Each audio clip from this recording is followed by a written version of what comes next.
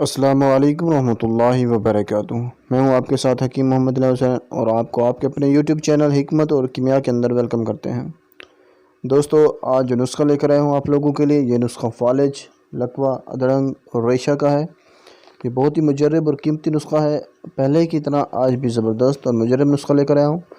دوستو، اس نسخہ کو بنا کر آپ انشاءاللہ استعمال کریں گے۔ ہم آج آپ کو معجون کا طریقہ بتائیں گے، کیونکہ دیکھیں کشتہ جات تو آپ بنا نہیں سکتے، اس لیے میں ایسے نسخہ جات لے کر آتا ہوں جو آسان بھی ہوں اور آپ کو فائدہ بھی دیں۔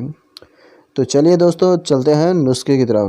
اس سے پہلے ایک چھوٹی سی ریکویسٹ ہے، اگر آپ لوگوں نے میرے چینل کو سبسکرائب نہیں کیا تو جلدی اس چینل کو سبسکرائب کر لیں، ساتھ ہی گھنٹی کا بٹن نظر آ ہوگا، اس پر بھی کلک کر دیں۔ تو چلیے دوستو، چلتے ہیں نسخے کی طرف۔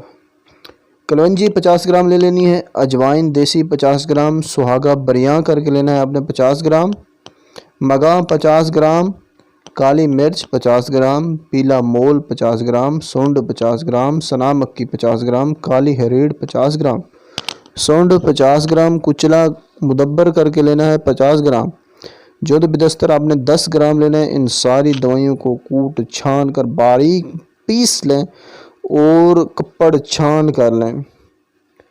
کپڑ چھان کرنے کے بعد آپ نے کیا کرنا ہے، یہ پاؤڈر آپ کے پاس تیار ہو چکا ہے، اس پاؤڈر کو محفوظ کر لینا ہے آپ نے اچھی طریقے سے، اور آپ نے ساتھ کیا کرنا ہے، 1 کلو شہد کا لے لینا ہے۔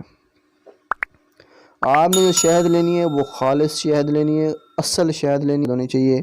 بڑی شہد آپ نے بالکل بھی نہیں لینی، کیونکہ بڑی شہد لیں گے تو پھر اس سے مزہ نہیں آئے گا، وہ مزہ نہیں آئے گا جو چھوٹی شہد سے آئے گا۔ چھوٹی شہد فالج کے لیے ویسے ہی بہت زبردست ہوتی ہے۔ جب کسی کو اٹیک ہوتا ہے فوراً پانی میں گھول کر، پانی میں اس کو حل کر کے چھوٹی شہد کو پلائیں فوراً، تو اس کا جو اٹیک ہوتا ہے وہ رک جاتا ہے، تاکہ زیادہ نقصان نہیں کر پاتی فالج۔